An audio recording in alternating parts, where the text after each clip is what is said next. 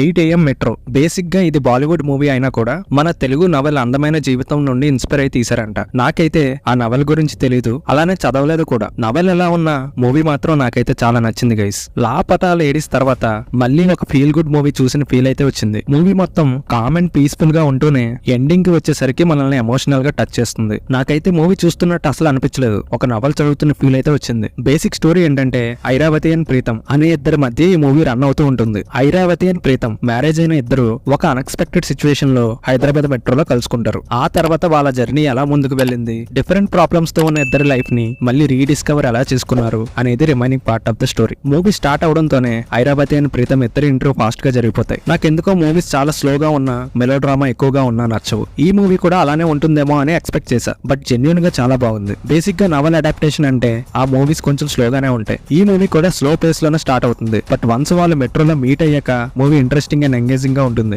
ఒకసారి పరిచయం అయ్యాక ఇంకా డైలీ అదే టైం కి మీట్ అవ్వడం, మాట్లాడుకోవడం, వాళ్ళ లైఫ్ కోసం షేర్ చేసుకోవడం లాంటి సీన్స్ చాలా బాగున్నాయి. ఈ మూవీలో screen play and narration jet speed లో ఉంటుందని ఎక్స్పెక్ట్ చేసి చూస్తే ఖచ్చితంగా డిసప్పాయింట్ అవుతారు. స్లోగానే ఉంటుంది, బట్ నాకైతే ఎక్కడ బోర్ కొట్టలేదు. డైలాగ్స్ కూడా చాలా పోయిటిక్ గా మూవీ మూడ్ కి సెట్ అయ్యేలా రాశారు. యాక్చువల్లీ ఈ మూవీ ఒక కన్వర్సేషన్ డ్రామా అనొచ్చు. మూవీ మొత్తం ఎక్కువ వాళ్ళిద్దరి మధ్య కన్వర్సేషన్సే ఉంటాయి. ఫస్ట్ హాఫ్ మొత్తం ఒక సెటిల్డ్ హ్యూమర్ తో లైట్ హార్టెడ్ వేలో వెళ్తుంది. ఇంకా సెకండ్ హాఫ్ కూడా ఇద్దరు క్యారెక్టర్స్ మధ్య అదే ఇంపాక్ట్ ని క్యారీ చేశారు. అలానే ఈ మూవీలో కొన్ని సీరియస్ ఇష్యూస్ ని కూడా టచ్ చేశారు. ఐరావతి క్యారెక్టర్ లో ఉన్న ట్రామాని, యాంగ్జైటీని అండ్ పానిక్ అటాక్స్ ని, అలానే ప్రెసెంట్ మ్యారేజెస్ లో జరుగుతున్న బెట్రయల్ ని అండ్ డిప్రెషన్ ని అండర్లయింగ్ గా ఒక మెసేజ్ గా ఇచ్చారు. ఈ మూవీకి మెయిన్ ప్లస్ పాయింట్ మ్యూజిక్ అనొచ్చు. సాంగ్స్ అండ్ బీజిఎం స్టోరీకి తగ్గట్టు చాలా సూదింగ్ గా ఉంటాయి. స్టోరీ అంతా హైదరాబాద్ చుట్టూ జరుగుతుంది. అలానే మన హైదరాబాద్ మెట్రో విజువల్స్ ను కూడా చాలా నీట్ గా చూపించారు. మూవీ మొత్తం ఇద్దరు మెట్రోలో మీట్ అవ్వడం, మాట్లాడుకోవడం, బయట తిరగడం అంతా ఇంతేనా అనుకున్నా, బట్ ప్రీ క్లైమాక్స్ లో వచ్చిన ట్విస్ట్ మూవీ మొత్తాన్ని టర్న్ చేసింది. బట్ నేనైతే ఆ ట్విస్ట్ ని అసలు ఎక్స్పెక్ట్ చేయలేదు. ఇంకా అక్కడి నుండి till climax movie heart touching గా ఉంటుంది. మెయిన్ గా ప్రీతం క్యారెక్టర్ లో ఉన్న పెయిన్ ని,